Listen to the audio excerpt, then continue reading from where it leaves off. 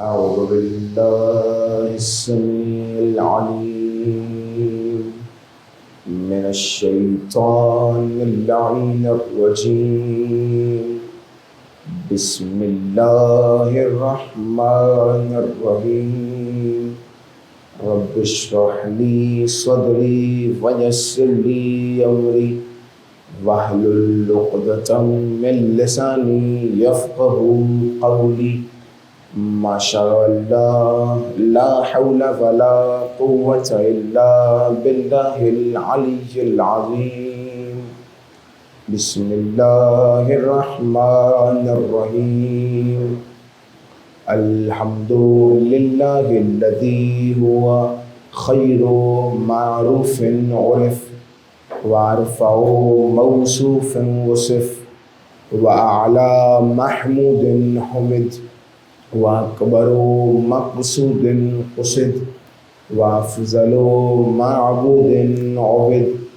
ثم الصلاة والسلام والتحية والإكرام على أشرف الأنبياء والمرسلين خاتم النبيين شفيع المذنبين الملقب بطه وياسين مولانا ومولى الثقلين ومولى الكونين جد الحسنين أعني أبا القاسم محمد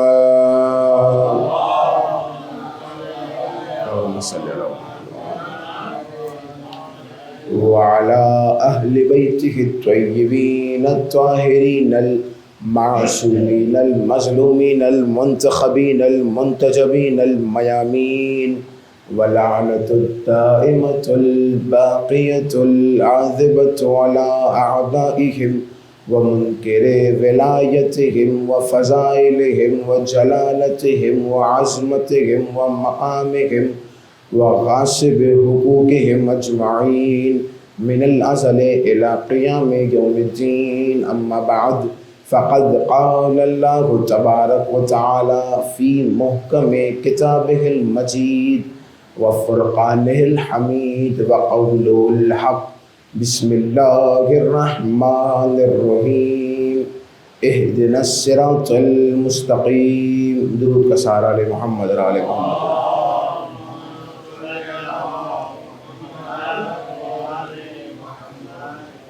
والی پنجم کا ارشاد ہے کہ بلند آواز سے درود بھیجنے سے دلوں کا نفاق دور ہو جاتا ہے. اللہم صلی علی محمد و آل محمد. حمد ہے اس پروردگار عالم کے لیے کہ جس نے ایک مرتبہ پھر گنہگاروں کو شفاعت کی خاطر فرشِ عدائے حسینی عطا کر دیا. مسلسل آپ کی سماعتوں کے حضور ایک عنوان کو لے کے گفتگو جاری ہے، اور یہ بھی آپ جانتے ہیں کہ اس گفتگو کے آغاز میں آپ کے سامنے روزانہ ایک فقہی مسئلہ پیش کیا جاتا. آج کی حد تک اور انشاءاللہ تعالیٰ آپ سے کچھ دنوں تک میں نے جو سوچا ہے کہ آپ کے سامنے مبطلات نماز پیش ہو جائیں. در حقیقت مبطلات نماز کتنے ہیں؟ مبطل کہتے ہیں وہ چیز کہ جو باطل کر دیتی ہے. نماز کو باطل کرنے والی چیزوں کو مبطلات نماز کہا جاتا ہے. بالکل اسی طرح جس طرح روزے کو باطل کرنے والی چیزوں کو مفترات نماز کہا جاتا ہے، نماز کو اور وضو کو باطل کرنے والی چیزوں کو مبطل کہا جاتا ہے. تو مبطلات نماز میں سے سلسانی صاحب کہتے ہیں کہ پہلا مبطل یہ ہے کہ دوران نماز انسان کو یہ یقین ہو جائے کہ نماز کی شرائط میں سے کوئی ایک شرط بھی فاقد ہو گئی. مثال کے طور پہ دوران نماز اسے یہ یقین ہو جائے کہ میرا لباس نجس ہو چکا ہے. اسے جیسے ہی یہ یقین ہوا، کسی بھی وجہ سے نجس ہوا ہو، کوئی بیرون خون کا قطرہ آ کے گر گیا ہو یا کوئی بھی وجہ ہو، اگر اسے دوران نماز ہی یقین ہو جائے کہ نماز پڑھتے وقت میرا لباس نجس ہو گیا. اچھا، لباس سے یہ بات واضح رہے کہ لباس سے یہاں مراد ٹوپی نہیں ہے، موزے نہیں ہیں. شریعت کی زبان میں اسے چھوٹا لباس کہا جاتا ہے. یعنی اگر چھوٹا لباس نجس ہو تو نماز باطل نہیں ہوتی. وہ لباس کہ جو انسان کے جسم پہ پہنا جاتا ہے، جو اس کی شرمگاہ کو چھپاتا ہے، اگر وہ نجس ہو جائے تو یہ کہہ رہے ہیں کہ نماز باطل ہو جاتی ہے. اس کے علاوہ مبتل میں سے دوسرا مبتل یہ ہے کہ انسان عمدن سہون یا مجبوری کی وجہ سے. تینوں چیزوں میں فرق ہے. عمدن کہتے ہیں جان بوجھ کے، سہون کہتے ہیں غلطی سے. مجبوری نہ جان بوجھ کے ہوتی ہے نہ غلطی سے ہوتی ہے، ایک مجبوری آ گئی انسان کے پاس. یہ تینوں وجوہات کے تحت بھی اگر نماز کے دوران اس سے کوئی ایسا کام سرزد ہو جائے جو وضو یا غسل کو باطل کرنے کا سبب بنتا ہے تو یہ کہہ رہے ہیں تب بھی اس کی نماز باطل ہو جاتی ہے. تو آج کی حد تک یہ دو مبتلا آپ کے سامنے پیش کرنے تھے. انشاءاللہ تعالیٰ کل اور اس کے بعد آپ کے سامنے مزید مبتلات پیش ہوں گے. اگر آپ تک فتویٰ بآسانی پہنچ گیا ہے تو ایک مل جل کے صلوات پڑھیں محمد اور آل محمد.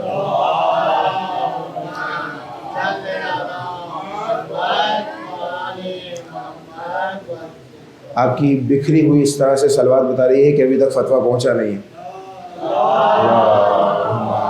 صلی علی محمد جزاکم اللہ. آپ کے سامنے جس آئے مجیدہ کو سرنامہ کلام بنایا ہے، سرنامہ سخن بنایا ہے، کل کی حد تک اس آئے مجیدہ کی تلاوت آپ کے سامنے کر لی تھی، ترجمہ پیش کر دیا تھا کہ اس آیت کے دو ترجمے کیے جاتے ہیں. یا تو یہ کہا جاتا ہے کہ پروردگار ہمیں سیدھا راستہ دکھا، یا یہ ترجمہ کیا جاتا ہے کہ پروردگار سیدھے راستے پر قائم رکھ. چونکہ ہم اہل بیت اطہار کے ماننے والے ہیں اور ہمارا عقیدہ یہ ہے کہ ہم اہل بیت کے دروازے پہ آ گئے ہیں، لہٰذا صراط مستقیم تو دکھ چکا ہے، پروردگار ہمیشہ اس صراط پہ قائم رکھ. تو یہ ترجمہ ہمارے مذہب اور ہمارے مکتب فکر میں کیا جاتا ہے. میں نے آپ سے وعدہ کیا تھا کہ آپ کے سامنے آج صراط مستقیم پہ گفتگو کروں گا کہ در حقیقت یہ صراط مستقیم کیا ہے. چونکہ ہماری گفتگو میں آئی تھی محدود ہوا کرتی ہے، لہٰذا آج کی حد تک صراط مستقیم تلاش کرنے کے لیے انسان کو در در بھٹکنے کی ضرورت نہیں ہے. صراط مستقیم ڈھونڈنے کے لیے انسان کو ہر دروازے پہ بجانے کی ضرورت نہیں ہے، بلکہ پروردگار نے اسی سورہ مبارکہ میں اس آیت کے بعد صراط مستقیم کی مکمل ڈیفینیشن بتا دی ہے. کیا فرمایا پروردگار نے؟ پروردگار نے فرمایا بسم اللہ الرحمن الرحیم اہدنا الصراط المستقیم صراط الذین انعمت علیہم غیر المغضوب علیہم ولا الضالین. یعنی ترجمہ یہ ہے کہ یہ صراط مستقیم ان لوگوں کا راستہ ہے کہ جن پر اللہ کی نعمتیں نازل ہیں. یہ ان لوگوں کا راستہ نہیں ہے جن سے اللہ کا عذابناک ہوا کرتا ہے. اللہ نے کیا کہا؟ یہ ان لوگوں کا راستہ ہے جن پر میری نعمتیں نازل ہیں. اب مجھے ایمانداری سے بتائیے صراط مستقیم ڈھونڈنا آسان ہو گیا یا مشکل؟ اب آسان ہو گیا نا. کیوں؟ کیونکہ اب ہمیں در حقیقت صراط مستقیم کو نہیں ڈھونڈنا ہے، بلکہ اب ہمیں ان لوگوں کو ڈھونڈنا ہے جن پر اللہ کی نعمتیں نازل ہیں. کیونکہ اگر ہم نے ان لوگوں کو ڈھونڈ لیا کہ جن پر نعمتیں نازل ہیں تو ہم انہی کی اتباع کر لیں گے، انہی کی پیروی کر لیں گے، کیونکہ انہی کا راستہ صراط مستقیم ہے. اچھا، میں آپ کو قرآن کی روح سے صراط مستقیم بتانے نہیں دکھانے جا رہا ہوں. اگر آپ کو صراط مستقیم دکھ جائے تو مجھے بتائیں گے انشاءاللہ کہ صراط مستقیم دکھ گیا. اور یہ تو میرا دعویٰ بھی ہے اور عقیدہ بھی ہے کہ قرآن میں ہر خشک و تر کا علم موجود ہے. بالکل ایسا ہی ہے، پروردگار نے قرآن میں ہر خشک و تر کا علم رکھا ہوا ہے. بس ہمیں کرنا یہ ہے کہ ہمیں قرآن کو سمجھ کے پڑھنا ہے. کیونکہ قرآن کو پڑھنے والے دو طرح کے ہوا کرتے ہیں. آپ کی خاموشی کو توڑو اس جملے سے کہ قرآن کو پڑھنے والے دو طرح کے ہوتے ہیں. ایک وہ کہ جو قرآن کو جھوم کے پڑھتے ہیں، ایک وہ کہ جو قرآن کو پڑھ کے جھومتے ہیں. اگر کوئی آپ سے پوچھے بھائی کیا فرق ہے ان لوگوں میں جو قرآن کو جھوم کے پڑھتے ہیں اور جو پڑھ کے جھومتے ہیں، تو آپ گھبرائیے گا مت، بلا جھجک کہیے گا کہ جو قرآن کو جھوم کے پڑھتے ہیں وہ حافظان قرآن کی پیروی کرتے ہیں، اور جو قرآن کو پڑھ کے جھومتے ہیں وہ حافظان قرآن کو امام مانتے ہیں. مل کے جزاک اللہ. تو قرآن میں ہر خشک و تر کا علم موجود ہے. بس کرنا یہ کہ قرآن کو جھوم کے نہیں پڑھنا ہے بلکہ پڑھ کے جھومنا ہے. ہم نے قرآن سے پوچھا ہے قرآن یہ بتا کہ یہ کون لوگ ہیں جن پر تو نے اپنی نعمتوں کو حاصل کیا ہے. تو قرآن نے ایک مقام پہ ارشاد فرمایا بسم اللہ الرحمن الرحیم اولئک الذین انعم اللہ علیہم من النبیین من ذریۃ آدم. پروردگار کہہ رہا ہے کہ یہی وہ لوگ ہیں کہ جن پر میں نے اپنی نعمتوں کو نازل کیا ہے. بات تھوڑی مشکل ہو جائے گی لیکن انشاءاللہ نتیجے سے آپ محظوظ ہو جائیں گے. کیا کہہ رہا ہے؟ میں نے انہی لوگوں پہ اپنی نعمتوں کو نازل کیا ہے. یہ کون ہے؟ من النبیین من ذریۃ آدم. یہ آدم کی ذریت سے جو نبی ہیں وہی ہیں کہ جن پر میں نے اپنی نعمتیں نازل کی ہیں. اس کے علاوہ اللہ کہہ رہا ہے وَمِمَّنْ حَمَلْنَا مَعَ نُوحٍ.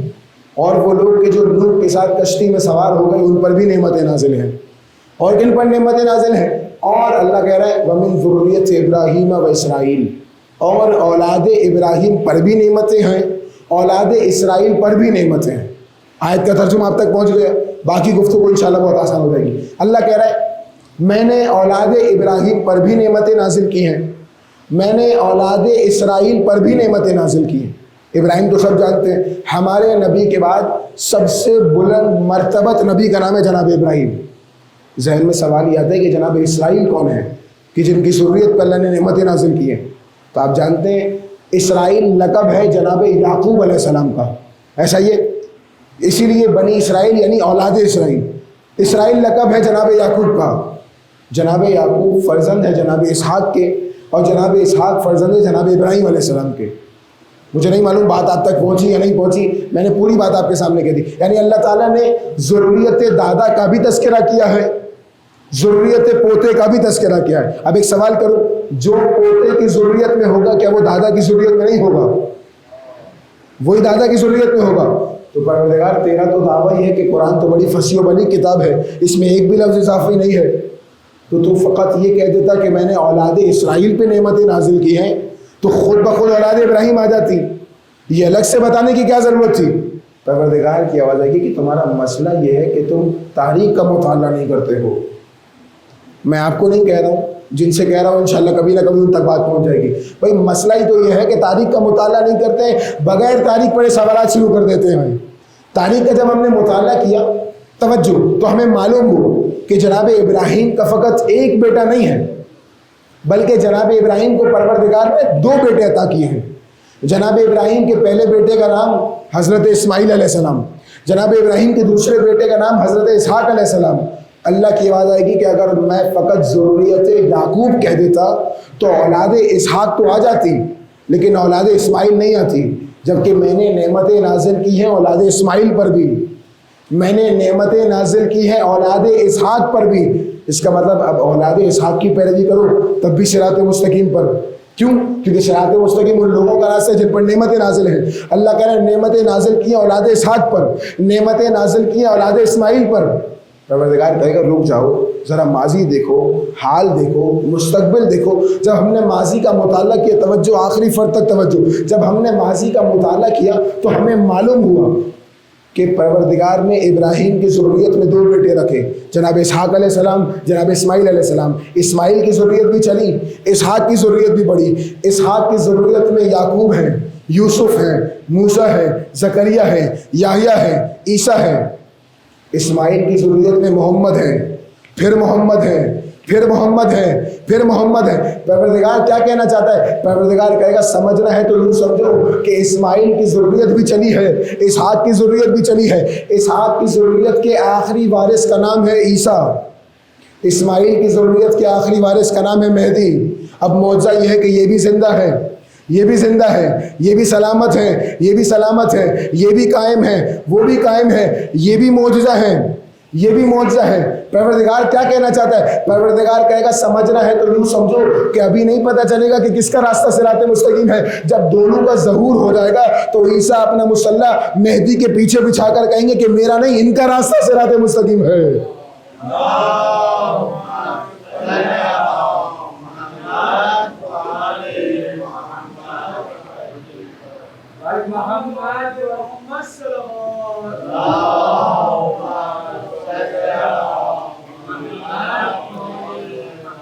اس کا مطلب قرآن کی روح سے ثابت ہو گیا کہ صراط مستقیم اہل بیت علیہ السلام کا راستہ ہے. اچھا یہاں پہ بات آ گئی ہے، ایک جملہ آپ کے سامنے بغیر کہیں آگے نہیں بڑھوں گا. میں نے کیا کہا؟ امام زمانہ کا جب ظہور ہوگا. اچھا یہ بھی تاریخ میں ثابت شدہ ہے کہ جب امام کا ظہور ہوگا تو کہاں سے ہوگا؟ خانہ کعبہ سے. بچوں کو بھی یہ بات معلوم ہے. امام کا ظہور کہاں سے ہوگا؟ توجہ میری جانب، کہاں سے ہوگا؟ خانہ کعبہ سے امام کا ظہور ہوگا. میں کہوں پروردگار یہ بات تو میری عقل میں نہیں آ رہی، یہ بات تو سمجھ میں نہیں آ رہی. بھائی نبی کی ضروریت ہے، ہونا تو یہ چاہیے کہ مسجد نبوی سے ظہور ہوتا. علی کا بیٹا ہے، ہونا تو یہ چاہیے کہ نجف اشرف سے ظہور ہو جاتا. इमाम हुसैन का फर्जंद है, होना तो ये चाहिए करबला से ज़रूर होता, ये काबे से ही ज़रूर क्यों कर रहा है, काबे से ही क्यों ज़रूर हो रहा है? शायद परवरदिगार की आवाज़ आएगी कि मैं अल्लाह हूँ, अल्लाह मेरी सुन्नत बदला नहीं करती है, मैंने पहले को भी काबे से भेजा था, आखिरी को भी काबे से भेजूंगा, पहले को भी काबे से भेजा था, आखिरी को भी काबे से भेजूंगा। और अजीज़ों, इमाम जब आएंगे ना तो आप जानते हैं इमाम अपना मुसल्ला पानी पर बिछाएंगे। कहाँ पे मुसल्ला बिछाएंगे? रिवायत है ये कि इमाम अपना मुसल्ला पानी पर बिछाएंगे। मैं कहूँ परवरदिगार ये पानी पे मुसल्ला बिछा के क्या साबित करना चाह रहा है? शायद परवरदिगार की आवाज़ आएगी कि इसे फ़कत मुसल्ला इबादत ना समझो, ये फ़कत मुसल्ला इबादत नहीं है, ये मसनद खिलाफत है।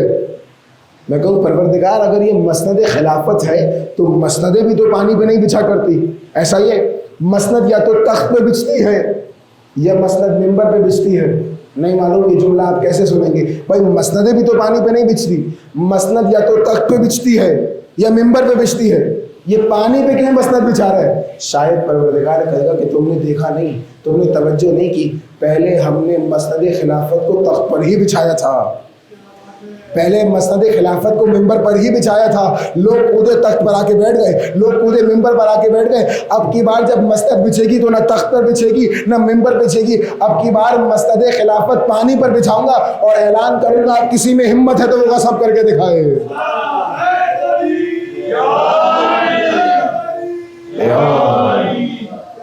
अब अगर किसी में हिम्मत है तो वो सब करके दिखाए। कुरान के दूसरे सिरात मुस्तकीम साबित हो गए। आपसे वादा किया था आपकी खातिर एक और सिरात मुस्तकीम का तरीका आपको साबित करना चाह रहा हूँ। कुरान ने एक और मकाम पर इरशाद फरमाया, बिस्मिल्लाहिर्रहमानिर्रहीम, आप सबको ये आयत मालूम है, यासीन वल कुरआनिल हकीम इन्नका लमिनल मुरसलीन अला सिरातिल मुस्तकीम। परवरदिगार कह रहा है यासीन वल कुरआनिल हकीम, तवज्जो, कसम है हिकमतों वाली किताब कुरान की, इन्नका लमिनल मुरसलीन, ए मोहम्मद बेशक आप रसूलों में से हैं, और फ़कत आप रसूलों में से नहीं हैं, अला सिरातिल मुस्तकीम, बल्कि आपके कदम जहाँ पर हैं वो मकाम सिरात मुस्तकीम है। फसाहत कुरान है, कुरान ने ये नहीं कहा कि मेरा नबी सिरात मुस्तकीम, तवज्जो, कुरान ने ये कहा कि मेरे नबी के कदम जहाँ पर आ जाएं वो मकाम सिरात मुस्तकीम है। इसका मतलब मेरा नबी अगर मस्जिद में है तो मस्जिद सिरात मुस्तकीम, मेरा नबी अगर मिंबर पे है तो मिंबर सिरात मुस्तकीम, मेरा नबी अगर मैदान जंग में है तो मैदान जंग सिरात मुस्तकीम, मेरा नबी अगर मैदान गदीर में है तो मैदान गदीर सिरात मुस्तकीम। जुमला तो उससे आगे का है, मेरा नबी जहाँ जहाँ जाएगा वो मकाम सिरात मुस्तकीम हो जाएगा। मेरा नबी अगर किसी को कांधों पे बिठा रहा है तो कांधों पे बिठाना सिरात मुस्तकीम, मेरा नबी अगर किसी को मस्जिद से उठा रहा है तो मस्जिद से उठाना सिरात मुस्तकीम है। अला सिरात मुस्तकीम, रसूल आप सिरात मुस्तकीम पर हैं, जहाँ जहाँ कदम रखते जाएंगे वो मकाम सिरात मुस्तकीम हो जाएगा। मैं जल्दी जल्दी आखिरी मंजिल को तय करूँ इंशाअल्लाह मंजिल मसाइल। यही वजह है कि परवरदिगार आलम को जिस मकाम को सिरात मुस्तकीम नहीं बनाना था, अल्लाह ताला ने अपने हबीब को वहाँ जाने से रोक दिया। क्यों? क्योंकि अगर मेरा नबी वहाँ कदम रख देगा तो वो मकाम सिरात मुस्तकीम हो जाएगा। मदीना मुसलमानों से भरा हुआ है, तरफ़ैन में ये बात साबित शुरू है, आम्मा और खासा दोनों ने रिवायत लिखी। मदीना मुसलमानों से भरा हुआ है, लेकिन मदीना में सारे तो मुसलमान नहीं हैं, कुछ एक आध 3-4 मुनाफिक भी पाए जाते हैं। मुनाफिकों ने अपने माल को जमा किया, तरफ़ैन से साबित शुदा ये बात, आपस में चंदा जमा किया। अब चंदे से समझ आइए मैं क्या कहना चाह रहा हूँ। डोनेशन जमा किया, माल को जमा किया, और माल जमा करने के बाद मुनाफिकों ने अपने जमा शुदा माल से एक मस्जिद को बनाया। मस्जिद बन गई, अल्लाह के रसूल के पास आ गए, या रसूल अल्लाह ये हमने मस्जिद बनाई है, आप इस मस्जिद में आ जाइए, नमाज पढ़ा दीजिए। जैसे ये कहा फौरन जिब्राइल नाजिल हुए, बिस्मिल्लाहिर्रहमानिर्रहीम, ला तकुम फीह अबदा, ऐ हबीब खबरदार इस मस्जिद में कदम नहीं रखना।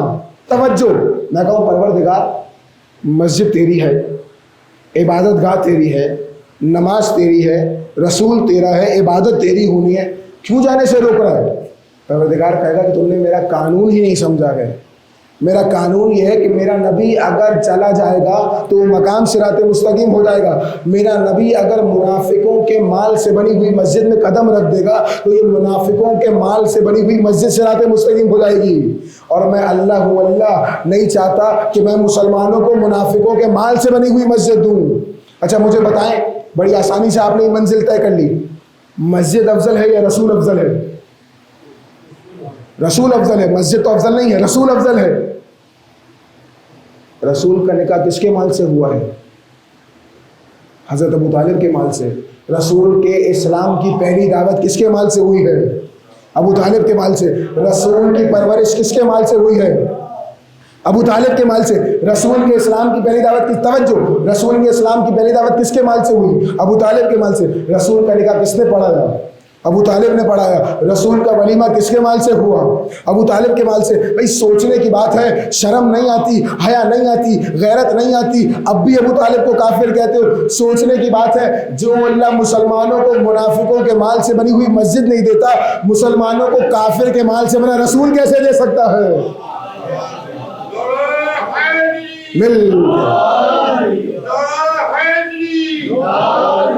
جزاک اللہ.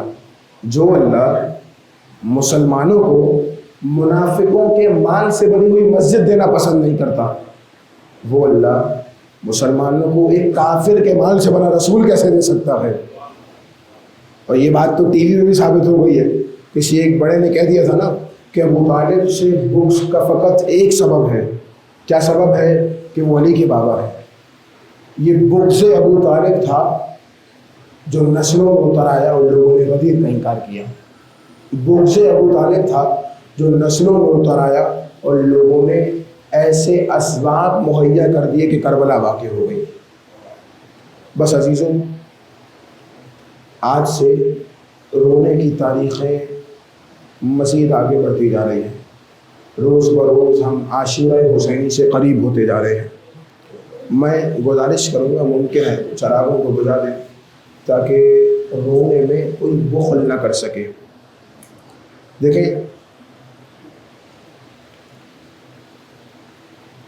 جب چراغ بجھ جاتے ہیں نا تو مومنین کی کیفیت یہ ہوتی ہے کہ گریہ بلند ہو جاتا ہے، کیونکہ اب کوئی اپنے برابر والے کو نہیں دیکھ رہا ہوتا کہ میرے برابر میں کون بیٹھا ہے. اب کوئی یہ نہیں سوچ رہا ہوتا کہ میرے برابر میں بیٹھنے والا میرے بارے میں کیا سوچ رہا ہے. عزیزوں، بس یہ سوچیے گا کہ میرے برابر میں یا تو رسول کی بیٹی موجود ہے یا علی کی بیٹی موجود ہے. جب آپ روتے ہیں نا تو یہ آپ کا رونا جناب زہرا کو بڑا پسند ہے. اجرکم اللہ. عزیزوں، بڑی مماثلتیں ہیں امام حسین میں اور جناب مسلم بن عقیل میں. آج سے اہل بیت کا تذکرہ شروع ہو رہا ہے. کل انشاءاللہ تعالیٰ آپ کے سامنے اون محمد کے مسائل پیش ہوں گے. آج مسلم اور طفلان مسلم کی مصیبت کو سماعت فرما لیجیے. بس عزیزوں، میں نے کہا بڑی مماثلتیں ہیں امام حسین میں اور جناب مسلم بن عقیل میں. جانتے ہیں یہ بھی کربلا کا شہید ہے، امام حسین بھی کربلا کا شہید ہے. جناب مسلم بھی عالم غربت میں قتل کیے گئے ہیں، امام حسین بھی عالم غربت میں شہید کیے گئے ہیں. جناب مسلم بھی بڑے پیاسے شہید کیے گئے ہیں، امام حسین بھی بڑے پیاسے شہید کیے گئے ہیں. میں نہیں بتا سکتا کہ امام حسین کربلا میں کتنے پیاسے تھے، بس اتنا ذہن میں رکھ لیجئے گا کہ حسین کی پیاس اس قدر شدید تھی کہ 35 سال بعد بھی اگر بیمار کے سامنے پانی آتا تھا تو بیمار رو دیتا تھا. عزیزوں، پورا سال یہ عادت بنائیے گا، لیکن خاص طور پہ محرم کے 10 دن جب بھی پانی پیے حسین کی پیاس کو بڑا یاد کیجیے گا، کیونکہ امام ہی نے فرمایا نا، شیعتی ما ان شربتم ما عذب فاذکرونی. اے میرے شیعو، جب کبھی تم ٹھنڈا پانی پینا تو اپنے مولا کو یاد کر لینا. او سمعتم بغریب، یا کبھی تم کسی غریب کا تذکرہ سنو، او شہید، یا کسی مظلوم کا شہید ماتم سنو، دبونی، تو میرے شیعو مجھ پر نوحہ کر لینا، مجھ پر گریہ کر لینا. بس عزیزوں، میں نے کیا کہا، بڑی مماثلت ہے. جانتے ہیں ایک اور مماثلت پڑھوں آپ کے سامنے؟ امام حسین کے لاشے کو بھی پامال کیا گیا ہے اور جناب مسلم کے لاشے کو بھی پامال کیا گیا ہے۔ امام حسین کا لاشا گھوڑوں کی سموں سے پامال ہوا ہے اور جناب مسلم کے لاشے کو پوری کوفہ میں پھرا پھرا کے پامال کیا گیا ہے۔ لیکن عزیزوں ایک بہت بڑا فرق ہے جناب مسلم کی شہادت میں اور امام حسین کی شہادت میں۔ مجھ میں ہمت نہیں ہے کہ میں آپ کے سامنے پیش کر سکوں، بس یہ ٹوٹے پھوٹے الفاظ آپ قبول فرما لیجئے گا۔ کیا فرق ہے؟ سب سے بڑا فرق یہ ہے کہ جب مسلم شہید ہوئے نا تو مسلم کی یتیمہ کا خیال رکھنے کے لیے حسین جیسا کریم تھا۔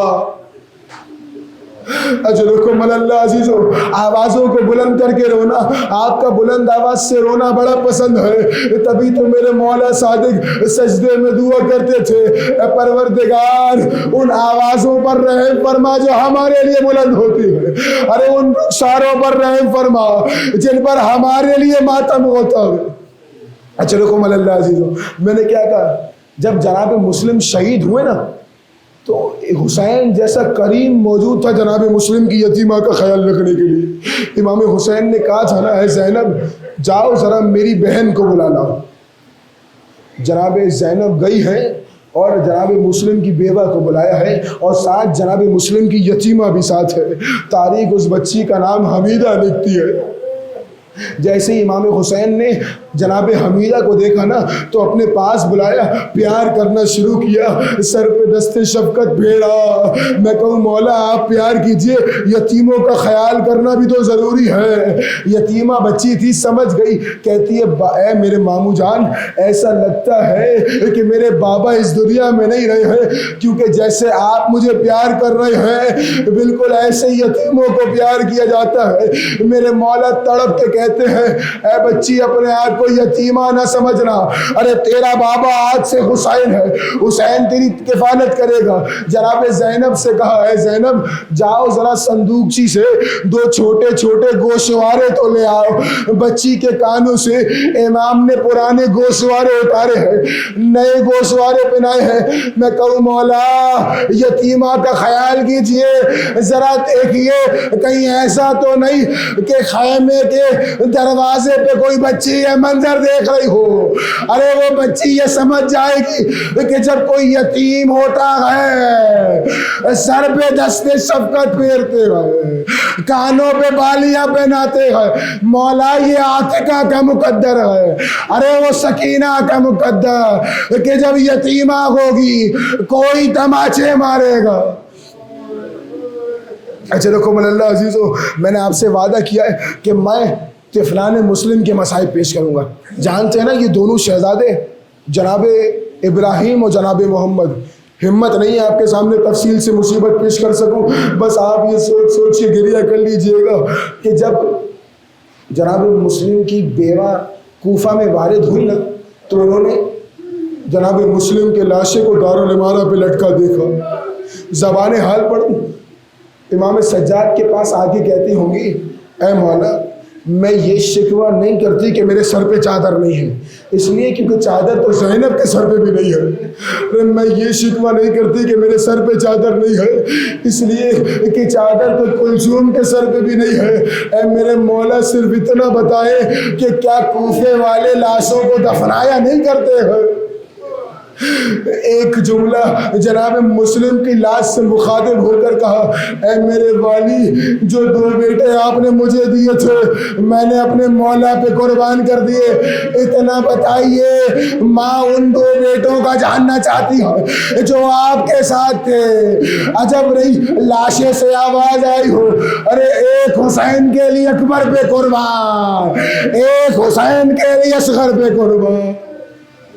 اجرکم اللہ عزیزو، حارث ملعون ہے، روایت کہتی ہے، میں نے کہا نا بڑی مماثلت ہے، حسین کی شہادت کے بعد بھی حسین کے یتیموں کو رسیوں سے باندھا گیا ہے، اور مسلم کی شہادت کے بعد بھی اس حارث ملعون نے مسلم کے دونوں یتیموں کو رسیوں سے باندھ کے رکھا۔ جانتے ہیں جیسی صبح نمودار ہوئی نا بالوں سے پکڑ کے دونوں چاند سے بچوں کو فرات کے کنارے لے آیا۔ میں نے سارے مسائل چھوڑ دیے عزیزو، بچوں سے کہتا ہے بچوں میں تمہیں قتل کرنے لگوں گا۔ چھوٹے چھوٹے بچے تھے، کہتے ہیں ہمیں کیوں قتل کرنا چاہتا ہے؟ حارث ملعون کہتا ہے ابن زیاد مجھے انعام دے گا۔ بچہ کہتا ہے یہ بتا کتنا انعام دے گا؟ حارث ملعون کہتے ہیں 2000 دینار کا وعدہ کیا ہے. بچہ کہتا ہے اچھا تجھے 2000 دینار چاہیے؟ میں اولاد رسول میں سے ہوں, میں وعدہ کرتا ہوں اگر تو نے مجھے مدینہ پہنچا دیا تو میں اس سے زیادہ تجھے انعام دوں گا. وہ کہتا ہے نہیں, میں تو تجھے قتل کر کے ہی انعام لوں گا. بچہ کہتا ہے اچھا اگر قتل ہی کرنا چاہتا ہے, انعام ہی لینا چاہتا ہے, تو ایسا کر کوفہ کی اس بازار میں لے جا جہاں غلام فروخت کیے جاتے ہیں. نہیں عزیزوں, ایسے جو رسول اللہ سننے والا نہیں تھا. وہ دونوں بچے کہنے لگے ارے اس بازار میں لے جا جہاں غلام فروخت کیے جاتے ہیں. ارے ہم مسلم کے یتیم ہیں, ہمیں غلام بنا کے بیچ دے, جو پیسے مل جائیں اس سے اپنی لالچ کو مٹا لینا. لیکن وہ کہتا نہیں میں تو تمہیں قتل کروں گا. اچھا بچے کہتے ہیں قتل کرنا چاہتا ہے, ایک کام کر 2 رکعت نماز پڑھنے کی اجازت دے. بچوں نے نماز پڑھی, دنیا کو پیغام دے دیا چاہے بھلے موت سر پہ ہو لیکن نماز کو ترک نہ کرنا. بس عزیزوں بچوں نے نماز تمام کی. حارث ملعون نے بڑے کو پکڑا, قتل کرنا چاہتا تھا تو چھوٹا بول اٹھا ارے جب ہم مدینہ سے چلے تھے تو میری ماں نے کہا تھا بڑا بھائی باپ کی جگہ ہوتا ہے, اپنے باپ کو مصیبت میں نہ دیکھنا, پہلے مجھے قتل کر, میں اپنے بھائی کو قتل ہوتا نہیں دیکھ سکتا. اس نے چھوٹے کو پکڑا, بڑا کہنے لگا ارے میری ماں نے کہا تھا چھوٹا بھائی بچوں کی طرح ہوتا ہے, ارے پہلے مجھے قتل کر. ایک عاشر بپا ہو گیا, ایک خنجر کے تلے پر بھائی نے گلا رکھ دیا بھائی کے گلے.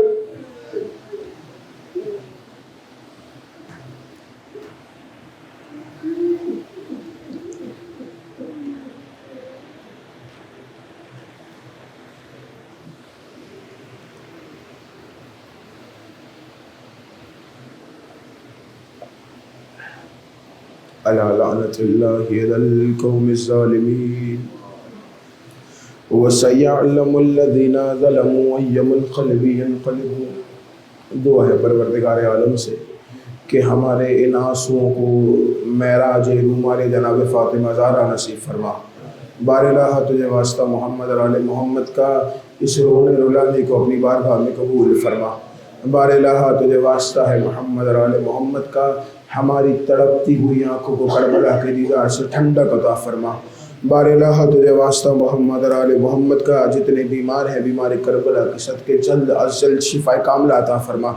بار الہ تجھے واسطہ محمد اور آل محمد کا ہمارے دور کے امام زمانہ کے ظہور میں تعجیل فرما. بار الہ تجھے واسطہ محمد اور آل محمد کا ہمیں ان کے اعوان اور انصار میں سے شمار فرما. ماتم حسین.